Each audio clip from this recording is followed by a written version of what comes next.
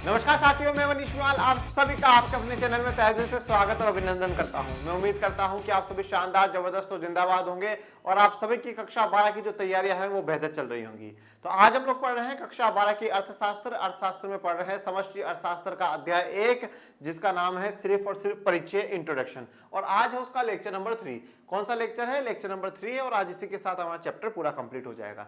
वैसे तो ऑलमोस्ट पूरा चैप्टर कंप्लीट ही था लेक्चर 2 में भी, बट क्या है कि एक एक्स्ट्रा टॉपिक मुझे आप लोगों को पढ़ाना था, जिस टॉपिक का नाम था आय के चक्रीय प्रवाह। उसी टॉपिक के लिए आज का ये एक स्पेशल लेक्चर मैं लेकर के आया हूं।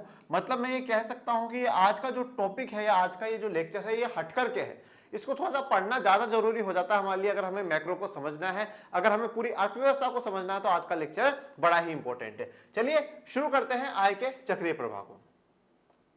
ये कुछ बात जो आपकी किताब में ही लिखी हुई थी, पहले उनको एक्सप्लेन कर देते हैं। ये वैसे कल के लेक्चर में मैं खत्म कर देता अगर मुझे आज ये टॉपिक नहीं पढ़ाना होता तो। इस पुस्तक में उत्पादन इकाइयों को फर्म कहा गया है, ठीक है। तो इस जो पुस्तक है समष्टि अर्थशास्त्र है, उसमें जो उत्पादन की इकाइयां हैं, मतलब जो उत्पादन करने वाली यूनिट है, उनको क्या कहा गया है? फर्म कहा गया है। बेटा देखिए, एक बात ध्यान रखिएगा, फर्म में और इंडस्ट्री में भी बड़ा अंतर होता है। अगर आपको कभी कहीं लिखा हुआ मिले फर्म या उद्योग, तो फर्म और उद्योग में भी बड़ा डिफरेंस है। डिफरेंस कैसे है? जब हम फर्म की बात करते हैं ना, तो फर्म एक कंपनी को दर्शाता है, ठीक है। फर्म एक कंपनी को दर्शाता है। जैसे आज लन एंड शेयर, ये एक फर्म हो सकती है, कंपनी हो सकती है। बट जब हम बात करें इंडस्ट्री की, हम बात करते हैं उद्योग की, तो उस वस्तु या उस सेवाओं से जुड़ी हुई जितनी भी फर्म है, तब हम उसको क्या कहते हैं? उद्योग कहते हैं। जैसे हम कहें एजुकेशन इंडस्ट्री, हाँ, एजुकेशन इंडस्ट्री में एक फर्म, एक कंपनी हो सकता है लन एंड शेयर, ठीक है, पर लन एंड शेयर इंडस्ट्री नहीं है। हम आज कहेंगे फिल्म इंडस्ट्री। फिल्म इंडस्ट्री का मतलब क्या हो गया? जितने भी एक्टर, एक्ट्रेसेस, डायरेक्टर, प्रोड्यूसर सब है, वो फिल्म इंडस्ट्री का भाग है। मतलब संपूर्ण में जब हम बोलते हैं तब हम इंडस्ट्री या उद्योग का प्रयोग करते हैं। हम कहते हैं ऑटोमोबाइल इंडस्ट्री। ऑटोमोबाइल में क्या आता है? जितने व्हीकल्स हैं वो सारे आते हैं। पर मैं कहूं hero Honda company, hero company, Maruti company, Maruti Suzuki company, तब वो एक फर्म की बात कर रहे हैं। पर जब मैं कहूं ऑटोमोबाइल इंडस्ट्री में, तो उसमें सारे ऑटोमोबाइल्स आ जाएंगे, सारे व्हीकल्स आ जाएंगे। तो फर्म में और इंडस्ट्री में भी अंतर होता है। तो इस किताब में जितनी भी उत्पादन इकाइयां हैं, उनके लिए कौन सा शब्द प्रयोग करा गया है? फर्म शब्द का प्रयोग करा गया है। किसी फर्म के कारोबार के संचालन का दायित्व उद्यमियों के ऊपर होता है। तो किसी फर्म के भी कारोबार का संचालन, ठीक है, जो भी वहां पे कामकाज होगा, उसका संचालन का दायित्व, उसकी जिम्मेदारी किसके ऊपर होती है? उद्यमियों के ऊपर होती है, ठीक है। वही टैकल करते हैं कि भाई ये काम करना है, ऐसे करना है, ऐसा करना है। अब उद्यमी कौन होते हैं, ये हम लास्ट लेक्चर में जान चुके हैं। उद्यमी ही बाजार से श्रमिकों को किराए पर लाकर अपने उत्पादन प्रक्रम में नियोजित करता है, ठीक है। और जो उद्यमी, जो बिजनेसमैन होता है, वही क्या करता है? श्रमिकों को बाजार से लेकर के आता है, किराए पे लेकर के आता है। चलो भाई तुम मेरे पास काम करो, मेरे पास काम करो, ठीक है। क्या होता है? नहीं तो एड दे देकर के वैकेंसी निकाली जाती है, भाई हमें कर्मचारियों की आवश्यकता है, हमें यहाँ पे काम कराना है। तो कैसे भी करके जो बिजनेसमैन या जो उद्यमी जिन्हें कहा गया है, वो लोग क्या करते हैं? श्रम को ढूंढते हैं, लेबर को ढूंढते हैं और फिर उनसे काम करवाते हैं। इसी प्रकार वह भूमि और पूंजी का भी नियोजन करते हैं। तो भूमि और पूंजी को भी इकट्ठा करने का काम वही करते हैं कि भाई यहाँ भूमि लेंगे, इतना पैसा यहाँ से उठाएंगे, ऐसे लगाएंगे। तो सारा काम ये इन्हीं का होता है। इन आगतों के नियोजन के उपरांत उद्यमी उत्पादन प्रक्रिया का संचालन करता है। अब आगत का मतलब क्या है? आगत का मतलब है बेटा इनपुट।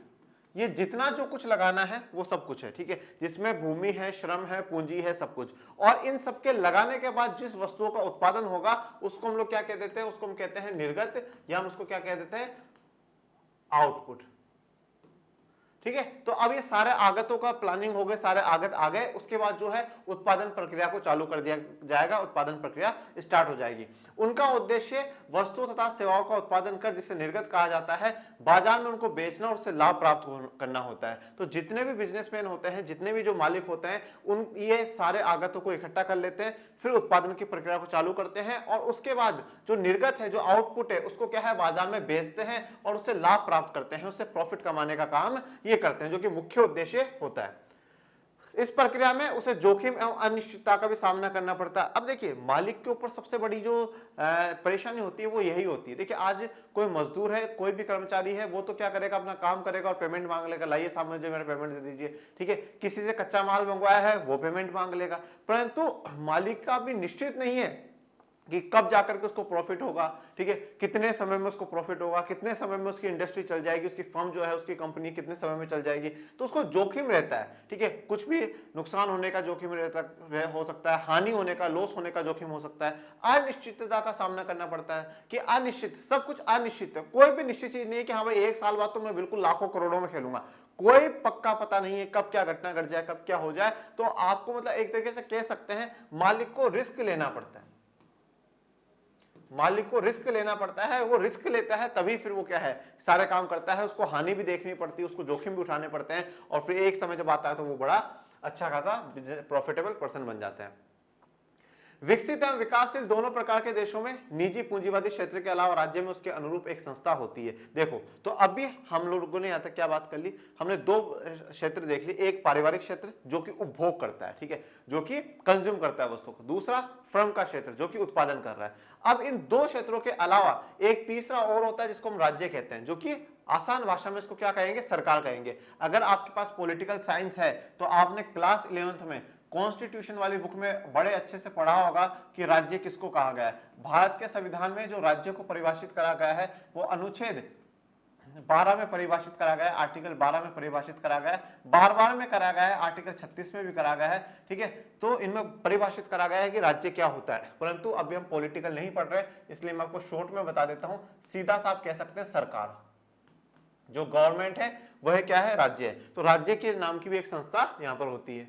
राज्य की भूमिका कानून बनाने, उसे लागू करने और न्याय दिलाने में होती है। तो राज्य की क्या भूमिका है, कानून बनाने की होती है, उसे लागू करने की, और लोगों को न्याय दिलाने का जो काम होता है वो राज्य का या सरकार का होता है। किसी अर्थव्यवस्था में फर्म और सरकार के अतिरिक्त जो दूसरा जो बड़ा क्षेत्र होता है उसे पारिवारिक क्षेत्र कहते हैं। तो मैंने पहले पारिवारिक के बारे में बता दिया था, कोई बात नहीं, पर वापस पढ़ लेते हैं। तो अब फर्म सरकार के अलावा जो एक और बड़ा क्षेत्र होता है वो कौन सा है, पारिवारिक क्षेत्र है। मैं आपको इनके इंग्लिश के भी मतलब बताता चलता हूं, जिससे कि आगे जब हम पढ़ेंगे तो आपको दिक्कत नहीं आएगी। पारिवारिक क्षेत्र का मतलब होता है बच्चों house hold sector, house hold sector. यहां पे पारिवारिक का मतलब ये नहीं है कि कोई परिवार बैठा हो, यहां पे वो हर व्यक्ति जो कि किसी वस्तु का उपभोग करता है वो पारिवारिक क्षेत्र में है। मतलब ये लोग परिवार वाले हैं, जो कि खाने वाले हैं, जो लेने वाले हैं, ठीक है। फिर दूसरा फर्म है, ठीक है, तो इसको फर्म सेक्टर ही कहा जाएगा, ये उत्पादन करने वाले हैं, ठीक है। इन दोनों के अलावा एक सरकार है जो दोनों काम करती है, जो लेती भी है और उत्पादन भी करती है, दोनों ही काम करती है। तो इसको कौन सा सेक्टर कहा जाएगा, इसको गवर्नमेंट सेक्टर कहा जाएगा, इसको फर्म सेक्टर कहा जाएगा। यहां परिवार से हमारा तात्पर्य एकल व्यक्तिगत उपभोक्ता जो अपने उपभोग से संबंधित निर्णय अथवा कई व्यक्तियों के समूह जिसके उपभोग संबंधी निर्णय संयुक्त रूप से लिए जाते हैं से। तो अब यहां से पारिवारिक क्षेत्र का परिवार से क्या मतलब है, देखो एक व्यक्तिगत उपभोक्ता भी हो सकता है जो कि अपना निर्णय लेता हो कि हाँ भैया मैं ये खाऊंगा, ये नहीं खाऊंगा, ये लूंगा, ये नहीं लूंगा। और इसके अलावा ठीक है कई व्यक्तियों के समूह से भी हैं, मतलब जो पूरा का पूरा परिवार है, जैसे मान लीजिए आज 10 लोग हैं, 20 लोग हैं, हमने तय करा भाई हम वहां घूमने जाएंगे, ये खाएंगे, ये पिएंगे, ऐसा खरीदेंगे, ऐसा ये सब कुछ करेंगे, तो हम भी क्या हो गए, एक पारिवारिक क्षेत्र में आ गए, एक हाउस होल्ड सेक्टर में आ गए। मतलब सीधी सी बात है, जितने भी उपभोक्ता है वो सारे के सारे पारिवारिक क्षेत्र का भाग है। परिवार भी बचत करते हैं और कर भी अदा करते हैं। अब ये जो परिवार है वो बचत भी करता है और कर भी अदा करता है। अब मुझे एक बात बताइएगा, ये जो परिवार है, ठीक है, अब पहले जितने भी, जैसे आज मान लीजिए मैं उपभोग करने वाला व्यक्ति हूं, मैं उपभोग करता हूं, तो इसका उपभोग करने से पहले मैंने पैसा तो कमाया होगा ना, तभी तो मैं वस्तु खरीद पा रहा हूं। आज मैं दूसरी वस्तु सेवाओं को उपभोग कर रहा हूं, हाँ मैं शिक्षा के क्षेत्र में मैं उत्पादक हूं, मैं फर्म में काम कर रहा हूं, परंतु बाकी दूसरों के लिए तो मुझे उपभोग करना है। तो पहले मैं क्या करूंगा, पैसा कमाऊंगा, उसमें से मैं कुछ बचाऊंगा और कुछ थोड़ा बहुत सरकार को भी टैक्स दूंगा। तो परिवार वाला क्षेत्र भी क्या करता है, बचत भी करता है और टैक्स भी देता है। हम जानते हैं कि परिवार में कई लोग होते हैं, ये लोग फर्मों में श्रमिकों के रूप में काम करते हैं। अब यही सवाल आता है कि इन परिवार वाले लोगों के पास पैसा कहां से आता है। तो देखो परिवार में कई लोग होते हैं, उनमें से कई लोग श्रमिकों के रूप में काम करते हैं। यहाँ पे श्रमिकों का मतलब यही नहीं है कि यहाँ पत्थर तोड़ने वाला, मकान बनाने वाला, ये श्रमिक। श्रमिक मतलब कोई भी काम करने वाला। मैंने आपको बताया ना, कुशल और अकुशल दोनों होते हैं, स्किल लेबर और अनस्किल लेबर दोनों होते हैं। आज मैं भी काम कर रहा हूं तो मैं भी एक तरीके से लेबर के तौर पर, मैं भी एक कर्मचारी के तौर पर काम कर रहा हूं। तो परिवार में काफी लोग ऐसे होते हैं जो श्रमिकों के रूप में काम करते हैं किसी ना किसी फर्म में, चाहे वो प्राथमिक क्षेत्र में करो, द्वितीयक में करो, तृतीयक में करो, किसी भी क्षेत्र में काम करो, पर वो काम कर रहे होते हैं। फिर उनको उनकी क्या मिलती है, मजदूरी मिलती है, मतलब उनको उनका पेमेंट मिलता है, जो काम उन्होंने करा उस काम के लिए उनको पेमेंट मिलता है। सरकारी विभागों में भी काम करते हैं और फिर वहां से वेतन प्राप्त करते हैं, वहां से सैलरी मिलती है। अथवा वे फर्मों के स्वामी भी हो सकते हैं। और ये जो पारिवारिक क्षेत्र वाले हैं वो हो सकते हैं कि किसी फर्म के, किसी कंपनी के स्वामी हो, मतलब मालिक भी हो सकते हैं और लाभ भी कमाते होंगे। मतलब सीधा सा कहने का अर्थ यह है कि परिवार में जो लोग बैठे हैं, जो उपभोग करने वाले हैं, या तो वो किसी कंपनी में सेवक बनकर करके, कर्मचारी बनकर करके पेमेंट लेते हैं, या वो किसी फर्म के मालिक हो सकते हैं जिसमें वो प्रॉफिट लेते हो या लाभ लेते होंगे। तो मतलब परिवार में जो क्षेत्र में जो लोग हैं, जो उपभोग करने वाले लोग हैं, वो भी पहले क्या कर रहे हैं, काम कर रहे हैं, और काम करके ही किसी वस्तु का उपभोग कर पा रहे हैं। फर्मों के उत्पादों की जिस बाजार में बिक्री होती है, वह सचमुच परिवार की मांग के बिना कार्य कर ही नहीं सकता। इसके अलावा वे भूमि को पट्टे पर देकर अथवा पूंजी को उधार देकर भी ब्याज कमा सकते हैं। और देखो, अब फर्मों में जो भी उत्पाद बन रहे हैं, जो भी सामान बन रहे हैं, वो बाजार में तब तक बिक ही नहीं सकते जब तक कि परिवार की मांग के बिना नहीं कर सकते। जब तक उपभोक्ता मांगेगा नहीं, जब तक लोग डिमांड नहीं करेंगे उस वस्तु की, उस सेवा की, तब तक वो वस्तु या सेवा बिकी ही नहीं सकती। अगर आज 12th इकोनॉमिक्स की डिमांड नहीं होगी तो हम लेक्चर्स नहीं बनाएंगे, पर डिमांड है। बच्चे रोज कहते हैं नहीं नहीं सर 12th इको पढ़ाइए, 12th इको पढ़ाइए, 12th इको पढ़ाइए। तो हाँ, हमें 12th इको के वीडियो बनाने पड़ेंगे, हम बनाएंगे। क्यों? क्योंकि आप लोग डिमांड कर रहे हैं, आप उपभोक्ता हो यहाँ पे, और यहाँ पे मैं प्रोड्यूसर हूं। आपने डिमांड करी तो हमने सप्लाई करी, पर अगर आप डिमांड नहीं करोगे तो फिर हम सप्लाई नहीं कर सकते, फिर हमारा जो सर्विस है वो नहीं चल सकती। इसके अलावा क्या होता है, जो उपभोक्ता होते हैं, जो पारिवारिक क्षेत्र में लोग हैं, वो क्या करते हैं, भूमि को किराए पर दे देते हैं, ठीक है, अभी हम पढ़ेंगे। पूंजी को उधार दे देते हैं, वहां से भी वो पैसा कमा लेते हैं, ठीक है। ये आगे भी आपको सारी बातें और भी क्लियर होंगी। अभी तक हमने देशीय अर्थव्यवस्था के प्रमुख घटकों का उल्लेख करा। ये जो तीनों क्षेत्र आपने पढ़े, परिवार, फर्म और सरकार, ये तीनों देश के अंदर की बात है। लेकिन विश्व के देश व्यापार भी तो करते हैं। हम लोग क्लास 10th में हमने पढ़ा है, वैश्वीकरण हमने पढ़ा ना, तो हम विदेशों के साथ भी व्यापार कर रहे हैं। हम अमेरिका से कोई सामान आयात कर रहे हैं, हम उनको सामान बेच रहे हैं, खरीद रहे हैं। तो ये क्या है, तो इसको कहां जोड़ेंगे, ये जो बाहरी क्षेत्र है इसको कहां जोड़ेंगे? तो हमारे अध्ययन का चौथा महत्वपूर्ण क्षेत्र ये है, ठीक है। व्यापार 3 प्रकार से होता है। जो फॉरेन सेक्टर है उसमें व्यापार 3 प्रकार से होता है। पहला, निर्यात। जब कोई देश अपने घरेलू वस्तु विश्व के अन्य देशों में बेचते हैं तो उसे निर्यात कहते हैं। निर्यात का अर्थ क्या हुआ, जैसे आज भारत है, भारत यहाँ पे कोई सामान बनाता है और वो विदेशों को बेचता है, अमेरिका को बेच दिया, ऑस्ट्रेलिया को बेच दिया, चाइना को बेच दिया, श्रीलंका को बेच दिया, तो वो क्या कहलाएगा, निर्यात कहलाएगा। इसको इंग्लिश में क्या कहा जाता है, एक्सपोर्ट कहा जाता है। क्या कहा जाता है, एक्सपोर्ट कहा जाता है। जब मतलब जब हमारा देश दूसरे देशों को सामान बेचता है तो उसे निर्यात कहते हैं। फिर दूसरा है आयात। आयात का मतलब आया मतलब हमने मंगवाया है, बाहर से हमने मंगवाया, दूसरे देशों के लोगों ने हमें बेचा है। कोई देश जब विश्व के अन्य देशों से वस्तु खरीदता है तो उसे क्या कहा जाता है, आयात कहा जाता है, ठीक है। मतलब इसको इंग्लिश में क्या कहेंगे, इंपोर्ट कहेंगे बेटा। विदेशी पूंजी, देखिए अब ये तो क्या हो रहा है, आयात और निर्यात जो है वो किस चीज का हो रहा है, वस्तु और सेवाओं का हो रहा है बेटा, वस्तुओं का होता है जनरली तो, ठीक है। किसी देश की अर्थव्यवस्था में विदेशी पूंजी का भी प्रभाव हो सकता है, अथवा कोई देश विदेशों में पूंजी का भी निर्यात कर सकता है। और जनरली हम लोग क्या है, फिर कभी कभार पूंजी भी लगा देते हैं, पैसा भी लगा देते हैं कि भाई वहां पैसा लगाया, फैक्ट्री बनाई, इंडस्ट्री खड़ी करी, या वहां के शेयर मार्केट में पैसा लगा देते हैं, तो उसको क्या कहते हैं, विदेशी पूंजी कहते हैं। कि भाई भारत वाले कहीं दूसरे देशों में लगा रहे हैं, दूसरे देश वाले भारत में लगा रहे हैं, भारत में जब दूसरे देश वाले लगाएंगे तो उसको क्या कहा जाएगा, विदेशी पूंजी कहा जाएगा। यहां तक की जो कहानी थी ये सारी आपको पूरी बुक में मिल जाएगी, ठीक है, जो एनसीईआरटी किताब है उसमें मिल जाएगी। परंतु अब ये जो 4 हमने क्षेत्र पढ़े हैं, परिवार का, ठीक है, कौन कौन से पढ़े, परिवार का पढ़ा, फर्म का पढ़ा, सरकार का पढ़ा, और जो फॉरेन सेक्टर है वो पढ़ा। अब इन चारों के बीच में किस प्रकार से सब कुछ होता है उसको समझिए। हमारा आज का टॉपिक क्या था, हमारा आज का टॉपिक है आय के चक्रीय प्रवाह। अब यहां से अपने आंख कान सब खोल करके बैठिएगा, दिमाग खोल करके बैठिएगा, बड़ा इंपॉर्टेंट टॉपिक मैं आपको समझाने जा रहा हूं। आज जितनी भी अभी कथा मैंने आपके आगे गाई है वो अब पूरी अच्छे से आपको और भी समझ में आ जाएगी। आय के चक्रीय प्रवाह, ये हमारा आज का टॉपिक है, आय के चक्रीय प्रवाह, या हम इसको इंग्लिश में कहते हैं बच्चों circular flow of income, circular flow of income. अगर मैं सीधा सा कहूं तो सर्कुलर फ्लो, फ्लो का मतलब तो आप जानते हैं कि बहता रहता है, चलता रहता है। जैसे हम कहते हैं कि हमारी बॉडी में क्या है, जो खून है वो फ्लो होता है, ऊपर से नीचे ये चलता रहता है, ये बात आप समझ के। सर्कुलर मतलब सर्किल के फॉर्म में यूं यूं यूं चल रहा है। इनकम मतलब इनकम का क्या हो रहा है, फ्लो हो रहा है, पहले इनकम इसके पास है, फिर इसके पास है, फिर इसके पास है, फिर इसके पास है, फिर इसके पास है, फिर इसके पास है। ये circular flow of income normal भाषा में आप समझते हैं। इसीलिए हमारे क्या कहा जाता है कि पैसा हाथ का मेल है। हाथ का मेल होने का अर्थ क्या है कि भाई आज पैसा मेरे पास है, कल वो दूसरे के पास जाएगा। क्यों? क्योंकि भैया जब मैं कोई वस्तु खरीदूंगा तो वो दूसरे के पास चला जाएगा, फिर वो कोई वस्तु खरीदेगा तो फिर दूसरे के पास चले जाएगा, फिर हो सकता है कोई मेरे पास वस्तु खरीदना है तो वापस वो पैसा मेरे पास आ जाएगा। तो ये क्या कर रहा है, एक पूरा चक्कर सा चल रहा है, मैं उसको दूंगा, वो उसको देगा, वो उसको देगा, वो उसको देगा, वो उसको देगा, वापस घूम फिर के कहीं ना कहीं मेरे पास आ जाएगा। तो इस सर्कुलर फ्लो ऑफ इनकम को ही अब हमें समझना है। देखो सबसे पहले क्या होता है बच्चों, सबसे पहले होता है उत्पादन। क्या होता है? उत्पादन, जिसको हम इंग्लिश में क्या कहते हैं? प्रोडक्शन कहते हैं। सबसे पहले होगा प्रोडक्शन, और यह जब उत्पादन हो जाएगा, प्रोडक्शन हो जाएगा, बड़े अच्छे से इन चीजों को बना लीजिएगा। जब उत्पादन हो जाएगा, उत्पादन होने के बाद क्या करोगे? सामान बन गया, ठीक है, जो भी वस्तु है, सेवा है, वो बन गई है। वो क्यों बनाई? बेचने के लिए बनाई। और जब आपने बेचा है उसको तो उससे क्या प्राप्त होगी? आपको आपको आय प्राप्त होगी। क्या प्राप्त होगी? इनकम प्राप्त होगी। ठीक है, अभी जो इनकम आई मालिक के पास, उस मालिक ने क्या करा? इनकम को बांट दिया, अपने कर्मचारियों में बांट दिया, भूमि का किराया दे दिया, पूंजी का ब्याज दे दिया, खुद का लाभ रख लिया, मतलब सबके पास पहुंच गई।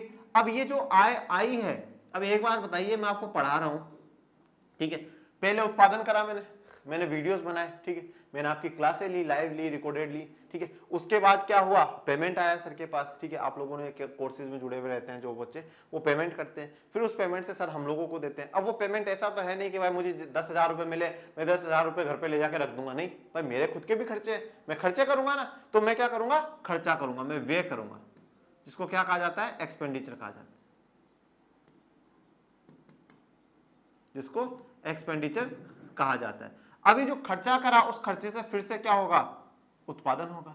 जहां पे मैंने खर्चा करा है, मान लीजिए मैं शर्ट्स खरीदने जा रहा हूं, तो शर्ट्स खरीद रहा हूं, तो मार्केट में शर्ट कम हो रही है, मतलब मार्केट में शर्ट की बहुत ज्यादा डिमांड है, तो शर्ट का और उत्पादन होगा, फिर और उत्पादन होगा तो और पैसे आएंगे, और पैसे आएंगे तो आय आएगी, आय आएगी तो व्यय आएगी, खर्चा होगा। ये पूरा जो सर्कल चलता रहेगा बेटा। मतलब पहले किसी वस्तु का उत्पादन होगा, उत्पादन होगा तो लोगों के पास पैसा आएगा, पैसा आएगा तो लोग खर्चा करेंगे, और खर्चा करेंगे तो फिर से उत्पादन होगा। इसकी शुरुआत आप चाहे कहीं से कर लो, घूम फिर के वैसा ही आना है। लोगों के पास आय होगी, लोगों के पास पैसा होगा, तभी तो लोग मांग करेंगे। मांग करने का मतलब क्या है? कि पैसा हम खर्च करना चाहते हैं, ये लो पैसा, पैसा खर्च करना चाहते हैं, खर्चा करोगे तभी उत्पादन होगा।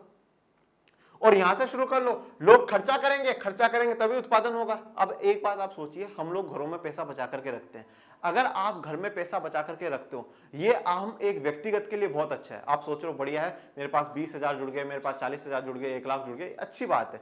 परंतु अगर हम पूरी अर्थव्यवस्था के हिसाब से देखें तो ये बहुत गलत चीज है बेटा। ये क्या हो जाता है? पैसा इससे रुक जाता है। आपने भी रोक लिया, मैं भी घर में रोक रहा हूं, इससे क्या हो रहा है? बैंकों के पास पैसा जा नहीं रहा है, बैंकों के पास पैसा नहीं जा रहा है, तो बैंक किसी को उधार नहीं दे पा रहे हैं, किसी को उधार नहीं दे पा रहे हैं तो कोई बड़ा उद्योग नहीं लगा पा रहा, कोई बड़ी फैक्ट्री नहीं खोल पा रहा है, बड़ी फैक्ट्री नहीं खोल पा रहा है मतलब उत्पादन नहीं हो रहा है, उत्पादन नहीं हो रहा है मतलब रोजगार नहीं मिल रहा है, रोजगार नहीं मिल रहा है मतलब लोगों के पास पैसा नहीं, और पैसा नहीं तो फिर वो मांग किस चीज की करेंगे? मतलब पूरी अर्थव्यवस्था ठप हो जाएगी। मतलब हमारी बचत से भी अर्थव्यवस्था ठप हो सकती है। हाँ, थोड़ी बहुत करनी चाहिए, ज्यादा पैसा हमें घरों पे होल्ड नहीं रखना चाहिए। ज्यादा से ज्यादा जो ट्रांजैक्शन है, ज्यादा से ज्यादा जो लेन देन है, वो बैंकों के साथ ही हमारा होना चाहिए, जिससे कि वो पैसा हमारी अर्थव्यवस्था में घूमता रहे। ओके, एक बात आपको यहां, इसी को क्या है? आय के चक्रीय प्रवाह कहा जाता है। ये बड़ी इंपॉर्टेंट बात है। अब एक बात मैं आपको और समझाता हूं बच्चों, हमेशा एक बात ध्यान रखिएगा, किसी एक व्यक्ति की जो इनकम है वो दूसरे के लिए खर्चा है ना, और दूसरे का जो खर्चा है वो किसी के लिए इनकम है। जैसे कि फॉर एग्जांपल आज निखिल सर मुझे पेमेंट करते हैं, निखिल सर के लिए जो मुझे पेमेंट करना है वो क्या है? उनका खर्चा है, पर अपने लिए इनकम है भैया, अपने पास पैसा है। मैंने जो पैसा लिया, फिर मैंने दूध वाले को पैसा दिया, मैंने न्यूज़पेपर वाले को पैसा दिया, मैंने राशन वाले को पैसा दिया, तो मेरे लिए तो वो खर्चे है, पर उसके लिए क्या है? इनकम है। अब राशन की दुकान वालों को जब मैंने पैसा दिया तो उसके लिए इनकम हो गई, मेरे लिए खर्चा हो गई, पर अब वो आगे जाकर के और सामान खरीद के लाएगा, उनको पैसा देगा, तो उसके लिए खर्चा, दूसरों के लिए इनकम। तो यहां पर क्या होगा कि एक की इनकम दूसरे के लिए खर्चा और दूसरे के लिए इनकम कहलाएगी। यही सिस्टम यहां पर चलता हुआ है। ठीक है, ये आय का चक्रीय प्रवाह, इसी प्रकार से पूरी इकोनॉमी चलती है बेटा। अब आ जाओ, अब हम लोगों ने 4 मॉडलों की बात करी। ठीक है, 4 जो क्षेत्र हैं उनकी बात करी, पारिवारिक क्षेत्र, परिवार का क्षेत्र, फर्म का क्षेत्र, सरकार, और जो बाहरी क्षेत्र है या हम फॉरेन सेक्टर जिसको इंग्लिश में कहते हैं वो है। अब इनके जो मॉडल्स है ना, कि इनमें किस प्रकार से सब कुछ हो रहा है उसको समझने की कोशिश करते हैं। सबसे पहला, जिसको सामान्य अर्थव्यवस्था वाला कहा जाता है या 2 सेक्टर मॉडल कहा जाता है, जिसमें हम ऐसा मान करके चलते हैं वहां पर सिर्फ और सिर्फ 2 ही क्षेत्र हैं। अब वो 2 क्षेत्र कौन कौन से होंगे वो देखिए। 2 क्षेत्रों में एक जो क्षेत्र है वो है पारिवारिक क्षेत्र, पारिवारिक क्षेत्र, या जिसको इंग्लिश में हम लोग क्या कहते हैं, हाउस होल्ड सेक्टर। बड़े अच्छे से इन चीजों को बना लीजिएगा, बड़ी काम आएगी आपको। और दूसरी तरफ हमारा कौन सा है, फर्म का क्षेत्र। कौन सा क्षेत्र है, फर्म का क्षेत्र है, या जिसको इंग्लिश में फर्म सेक्टर कहा जाता है। चलिए अब एक बात मुझे बताइए, ये पारिवारिक क्षेत्र वाले, ये परिवार वाले फर्म को क्या देते हैं, ये परिवार वाले फर्म को क्या देंगे, ये परिवार वाले फर्म को उत्पादन के कारक देंगे, उत्पादन के कारक। उत्पादन के कारक देने का मतलब क्या है, भूमि ये देंगे, श्रम जो लेबर है, लेबर भी यहीं से आएगी, पूंजी भी जो देंगे वो ये लोग देंगे। अब इन देने का मतलब अब भी यहाँ पर कोई बैंक वैंक कोई वित्तीय संस्था नहीं है, हमें ये मान करके चलना है कि पूरे देश में दो ही है, एक परिवार का क्षेत्र है और एक फर्मों का क्षेत्र है। मतलब कुछ लोग ऐसे हैं जो बिजनेस करते हैं और कुछ लोग हैं जो उनको हर चीज प्रोवाइड कराते हैं। तो उत्पादन के कारक भूमि, श्रम, पूंजी, ये सब कुछ इनको देंगे। इनके बदले में इनको क्या मिलेगा भैया, उत्पादन के जो कारक है, तो भैया भूमि के बदले में किराया, मजदूरी के बदले में मजदूरी दे दी जाएगी, पूंजी के बदले में ब्याज, मतलब कारक भुगतान हो जाएगा, कारक का भुगतान, कारक का भुगतान कर दिया जाएगा। ये इसका पेमेंट करेंगे कि भाई आपने हमें ये सेवा दी है, हम आपको ये सेवाएं लौटा देते हैं। अब मुझे ये बताओ, ये फर्म क्षेत्र इनको और क्या दे सकता है, ये इनको प्रोवाइड कराएगा वस्तु और सेवा, वस्तु एवं सेवा देगा ना भाई, इन्होंने वस्तुएं बनाई है, इन्होंने सेवाएं बनाई है, तो वस्तु और सेवा देगा। अब जब वस्तु और सेवा देगा तो ये इस वस्तु और सेवा के बदले में उसको पेमेंट करेंगे। तो उपभोग जो करा है, उपभोग का भुगतान करेंगे। ये क्या करेंगे, उपभोग का भुगतान करेंगे कि भाई जो तुमने हमें वस्तु और सेवा बना करके दी है, हमने जो चीज उपभोग करी है उसका हम भुगतान करते हैं, हम उसका पेमेंट करते हैं। तो यहाँ पे आपको बात क्लियर, पहले ही उत्पादन के कारक देंगे, उसके बदले में इनको भुगतान हो जाएगा, फिर ये वस्तु और सेवा बना करके देंगे, उसके बदले में इनको भुगतान हो जाएगा। ठीक है, तो ये टू सेक्टर इकोनॉमी कहलाता है, पहला मॉडल। अब इसी में अगर हम एक चीज और जोड़ देते हैं, अब यहां पर बैंकिंग की एंट्री ले लेते हैं, वित्तीय संस्थाओं की एंट्री ले लेते हैं। अब भी हमें यही मानना है कि भैया हमारे पास जो है वही दो क्षेत्र हैं, पहला है पारिवारिक क्षेत्र, हाउस होल्ड सेक्टर, और दूसरा कौन सा है, फर्म क्षेत्र। ओके, ये पारिवारिक क्षेत्र और ये फर्म क्षेत्र। अब भी पहले जितना वहां का था वैसा का वैसा हम मान लेते हैं। भाई इन्होंने इनको क्या दिया, उत्पादन के कारक दिए, उत्पादन के कारक दिए, ठीक है, और इन्होंने उसके बदले में कारक का भुगतान कर दिया, कारक भुगतान कर दिया। फिर इन्होंने इनको वस्तु और सेवाएं दी, वस्तु एवं सेवा, और इन्होंने उसके बदले में क्या कर दिया, उपभोग भुगतान कर दिया। ये बिल्कुल वैसा का वैसा सब कुछ सेम टू सेम रहेगा। पर अब एक संस्था बीच में और एंट्री ले लेती है जिसका नाम है वित्तीय संस्था। वित्तीय संस्था का मतलब क्या हो गया, ऐसी संस्था है जो उधार देने का काम करती है, जिसमें हम जनरली बैंकों को मानते हैं। ठीक है, बैंक। अब जो बैंक है, अब बैंकों में क्या होगा, ये जो पारिवारिक क्षेत्र है ये अपनी बचत कहां जमा कराएगा, बैंकों में जमा कराएगा। ये भी जो फर्म वाले जो क्षेत्र हैं वो भी अपनी बचत कहां देंगे, बैंकों में देंगे। इनके पास जो एक्स्ट्रा पैसा बचेगा वो बैंकों में, हम जो घर में जो उपभोक्ता है उनके पास जो पैसा बचेगा वो बैंकों में। क्योंकि किनीज की मैंने आपको एक कहानी पढ़ाई थी ना कि y = C+I/S, तो या तो हम थोड़ा बहुत खर्चा करेंगे या हम बचत करेंगे। तो हम बचत कहां ले जाकर के दे रहे हैं, बैंकों में दे रहे हैं। और जब हमने इनको बचत दी है तो ये हमें क्या दे सकते हैं, उधार दे सकते हैं, और इनको भी ये क्या कर देंगे, उधार दे देंगे। तो पहले जो हमने पढ़ा था ये ऐसा क्षेत्र था, ये टू सेक्टर इकोनॉमी थी, सिंपल इकोनॉमी या सामान्य अर्थव्यवस्था इसको कहा जाता है, जहां पर वित्तीय संस्थाएं नहीं होती। और ये वाला जो पढ़ा है वो वित्तीय संस्थाओं के साथ पढ़ा है। तो हमारा पहला मतलब हम स्टार्टिंग में अभी तो हम फिर जो नेक्स्ट अभी पढ़ेंगे वो 3 सेक्टर का पढ़ेंगे जिसमें सरकार एंट्री लेगी, और फिर जो तीसरा पढ़ेंगे नेक्स्ट जो पढ़ेंगे वो 4 सेक्टर वाला पढ़ेंगे। यहां तक का आपको क्लियर। अब हम बढ़ते हैं आगे। अब हमारे यहाँ पे तीसरा सेक्टर भी एंटर हो जाएगा जो कि है सरकार का। तो आ जाओ हम पहले इसको पूरा अच्छे से ड्रॉ कर लेते हैं। ये है हमारा पारिवारिक क्षेत्र, या जिसे हम हाउस होल्ड सेक्टर कहेंगे। ठीक है, इधर जो है हमारा फर्म का है, फर्म क्षेत्र, ठीक है, पहले आप इन दोनों के बीच में हम वैसा का वैसा ही सिस्टम बना लेते हैं। देखो अब आप सभी को पता है, हमने जो लास्ट से आपको पता है कि भाई इन लोगों ने इनको क्या दिए, उत्पादन दिए, ठीक है, उत्पादन के जो भी कारक था वो सब कुछ इन्होंने दिया। तो इन्होंने क्या कर दिया, इसके बदले में इसका उत्पादन भुगतान कर दिया, कारक का भुगतान कर दिया। अब हम ज्यादा पूरा बड़ा बड़ा नहीं लिखेंगे क्योंकि बहुत फिर ये बहुत बड़ा बन जाता है। यहां पे नहीं लिखेंगे इन्होंने उत्पादन के कारक दिए फिर कारक का भुगतान करा, नहीं, इन्होंने इसको क्या करा, कारक का भुगतान करा, फिर इन्होंने इनसे वस्तु और सेवाएं ली और इन्होंने वस्तु सेवा का भुगतान कर दिया, मतलब उपभोग भुगतान हम उसको कहते हैं, उपभोग का भुगतान कर दिया। ठीक है, तो ये हमारे लिए थोड़ा सा इजी हो गया। अभी जो तीसरा सेक्टर जो एंटर हो रहा है वो कौन सा बेटा, सरकार का है, सरकार क्षेत्र, जहां पर सरकार है, गवर्नमेंट है। अब ये गवर्नमेंट क्या क्या करती है क्या क्या नहीं वो देख लेते हैं। सरकार इनको क्या देगी, सरकार इनको देगी उपभोग भुगतान, क्योंकि सरकार भी तो कुछ ना कुछ खरीद रही है, सरकार भी तो इकोनॉमी में से ही ले रही है, ठीक है, तो सरकार भी इनको उपभोग का भुगतान करेगी। सरकार इन लोगों को उत्पादन करने के लिए क्या देती है, सहायकी देती है बेटा। सहायकी का मतलब क्या होता है, सब्सिडी देती है कि भाई आप इन चीजों का उत्पादन करो, इतना खर्चा आप उठाना, इतना हम उठा लेंगे। तो ये दो चीजें सरकार इनको दे रही है और इनसे क्या ले रही है सरकार, सरकार इनसे टैक्स ले रही है बेटा, क्या ले रही है, कर इनसे सरकार ले रही है। अब इनमें क्या रोल है सरकार का, तो सरकार इनको कारक भुगतान कर रही है, क्योंकि अगर सरकार की कोई फैक्ट्री है, सरकार के कोई भी चीज है तो उसमें उत्पादन करने में यही तो मदद कर रहे हैं, तो उसका भुगतान कर रही है। इसके अलावा सरकार इनको भी क्या करती है, सहायकी देती है,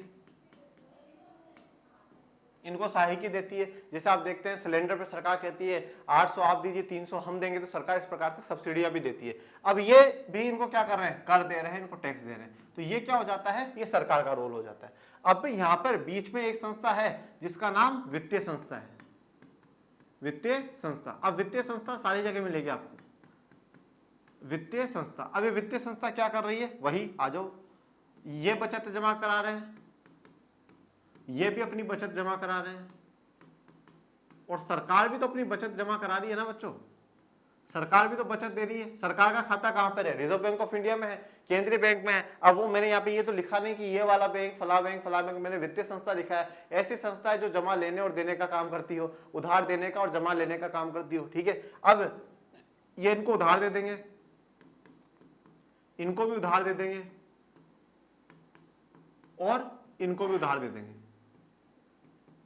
ये हमारा जो 3 क्षेत्र वाला है वो वाला चार्ट पूरा कंप्लीट होता है। इस प्रकार से 3 क्षेत्र वाला जो चार्ट होता है वो 3 क्षेत्र वाला चार्ट बनता है। अब हम आ जाते हैं 4 सेक्टर वाले में, जहां पर हमारे पास 4 क्षेत्र होंगे, परिवार का भी होगा, फर्म का भी होगा, सरकार का भी होगा और फॉरेन सेक्टर भी होगा। तो हम पहले बात कर लेते हैं परिवार वाले क्षेत्र की।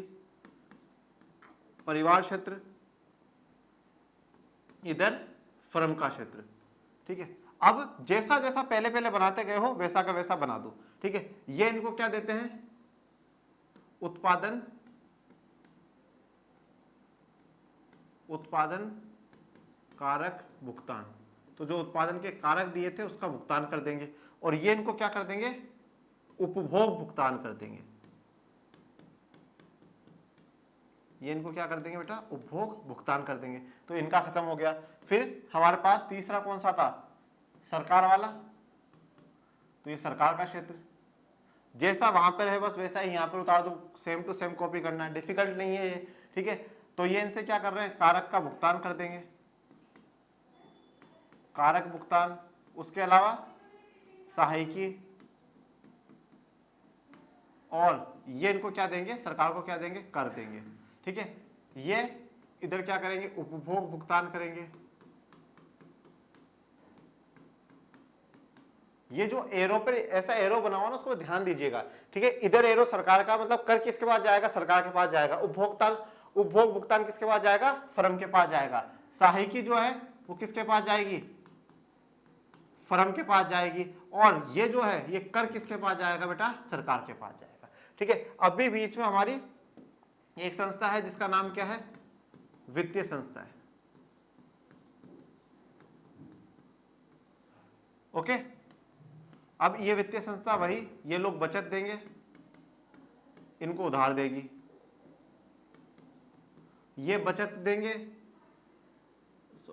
बैंक इनको उधार देगा और ये बैंकों को बचत देंगे। सरकार भी अपनी बचत यहां पर देगी और ये उनको उधार दे देंगे। ये जैसा वहां पे बना हुआ था बिल्कुल सेम टू सेम वैसा बनाना है। अब इसमें हमें चौथे सेक्टर की एंट्री करानी है जो कि हमारा बाहरी सेक्टर है, या जिसको हम लोग क्या कहते हैं, फॉरेन सेक्टर कहते हैं बेटा। ठीक है, फॉरेन वाला जो सेक्टर है वो सेक्टर। अब फॉरेन सेक्टर क्या करता है क्या नहीं करता उसको अब अपन लोग समझते हैं। देखिए फॉरेन सेक्टर क्या करेगा, अब हम लोगों ने कुछ, हो सकता है हम लोगों ने कुछ आयात करा होगा, ठीक है, हमने कुछ मंगवाया होगा। जब हमने कुछ मंगवाया है तो हम उसका क्या करेंगे, आयात का भुगतान करेंगे। ये लोग क्या कर देंगे, आयात भुगतान, जो भी हमने मंगवाया है उसका भुगतान करेंगे। और ये हम लोगों ने भी तो हो सकता है कुछ बेचा हो, तो वो क्या लोग क्या कर देंगे, वो लोग कर देंगे निर्यात। निर्यात की जो राशि है वो हमारे पास आ जाएगी, निर्यात का जो पेमेंट है वो हमारे पास आ जाएगा। मतलब जो हमने बेचा उसका पेमेंट हमारे पास और जो हमने खरीदा उसका पेमेंट फॉरेन वालों के पास चला जाएगा। ठीक है, अब इनके पास क्या है वो देखिए, इधर एक है बेटा net factor payment, net factor payment, और इधर फिर आएगा नेट ट्रांसफर पेमेंट। अभी मैं समझा देता हूं, इंग्लिश देख करके डरना मत। देखो नेट फैक्टर पेमेंट का मतलब यह है कि कोई ऐसा जो कि यहां से वहां जाता है और काम धंधा करता है विदेशों में। ठीक है, ये फैक्टर पेमेंट आ जाएगा। मतलब वहां पर भी हमने कुछ हमारे उत्पादन के दिए हो तो उसमें जैसे मान लीजिए कोई पूंजी हमने वहां लगा दी, पैसा वहां लगा दिया, तो उसका जो ब्याज हमें मिल रहा है तो वो यहाँ पर आ जाएगा, फैक्टर पेमेंट में आ जाएगा। और नेट ट्रांसफर पेमेंट क्या होता है, देखो बेटा फैक्टर पेमेंट और ट्रांसफर पेमेंट में अंतर समझना। कारक भुगतान जो होता है और ट्रांसफर जो भुगतान होता है उसमें दोनों में अंतर होता है, या स्थानांतरण भुगतान भी इसको हम हिंदी में कहते हैं। किसको, इसको स्थानांतरण भुगतान, ट्रांसफर पेमेंट। फैक्टर पेमेंट ये जो कारक भुगतान है वहां पर ये बोला जाता है कि एक हाथ से तुम दो और एक हाथ से हम ले। मतलब क्या होगा, पहले आप काम करो फिर आपको पेमेंट होगा। यहां पे क्या हुआ था, श्रम के बदले में क्या मिला था, मजदूरी मिली थी। मतलब पहले आप मेहनत करो, पहले काम करो, फिर आपको पैसा दिया जाएगा। ओके, यह होता है, ये फैक्टर पेमेंट में होता है। मतलब कोई पहले काम करेगा फिर उसका पैसा, फिर कोई कुछ देगा उसके बदले में पैसा, मतलब दोनों तरफ से एक्सचेंज होगा तभी काम चलेगा। परंतु ट्रांसफर पेमेंट में क्या होता है, स्थानांतरण भुगतान में ऐसा नहीं है। स्थानांतरण भुगतान एक तरफ से चलता है, दूसरी तरफ वापस नहीं आएगा। जैसे फॉर एग्जांपल मान लीजिए कि आज भाई आप मेरी बर्थडे पार्टी में आए, हाँ, तो आज आप मुझे गिफ्ट देकर के जाओगे, जरूर थोड़ी मैं आपको उसके बदले में कुछ वापस दूं, नहीं दूंगा ना, तो वो क्या हो गया, ट्रांसफर हो गया। वो वापस नहीं है, नहीं यार वो बच्चा मेरे लिए 500 का गिफ्ट लेके आया था तो मैं भी उसको उसके बदले में अभी 1000 रुपए गिफ्ट दूं, नॉट पॉसिबल, आ गया। इसके अलावा जैसे मान लीजिए कि भैया आपके रिश्तेदार आपके घर पे आते हैं तो 500 रुपए, 50 रुपए, 100 रुपए आपको देकर के जाते हैं, वो क्या है, ट्रांसफर पेमेंट है। आप उनको वापस नहीं देते, अंकल आपने मुझे 50 दिए हैं तो लो अंकल मैं आपको 100 देता हूं, नॉट पॉसिबल, ऐसा कभी नहीं करते हम लोग। तो ये ट्रांसफर पेमेंट है। तो अब यहाँ पर ये विदेश वाले हमें ट्रांसफर पेमेंट क्यों कर रहे हैं, ये ऐसा क्या होता है बेटा, जैसे मान लीजिए कि आज कोई व्यक्ति है वो जाकर के कनाडा में काम कर रहा है। अब कनाडा में काम कर रहा है, उसकी पूरी फैमिली वो सब वहां पे सेटल हो गया, अच्छे से काम धंधा कर रहा है, परंतु जो उसकी फैमिली है वो आज भी इंडिया में रहती है। तो अब वो थोड़ा बहुत अमाउंट क्या करेगा, इंडिया भेजेगा, तो वो क्या हो गया, ट्रांसफर पेमेंट हो गया। वापस इंडिया से कुछ नहीं जा रहा है पर वो ट्रांसफर पेमेंट यहाँ पर आ जाएगा। तो इस प्रकार से हमारे ये जो चारों क्षेत्र होते हैं ये इस प्रकार से पूरा व्यापार को संभाल करके चलते हैं। इसी प्रकार से हमारा पूरा व्यापार चल रहा है। और इसी के साथ जो हमारा एक चैप्टर है समष्टि अर्थशास्त्र का वो कंप्लीट हो गया है। अब जो अगला अध्याय हम लोग शुरू करेंगे वो मुद्रा और बैंकिंग का शुरू करेंगे बच्चों।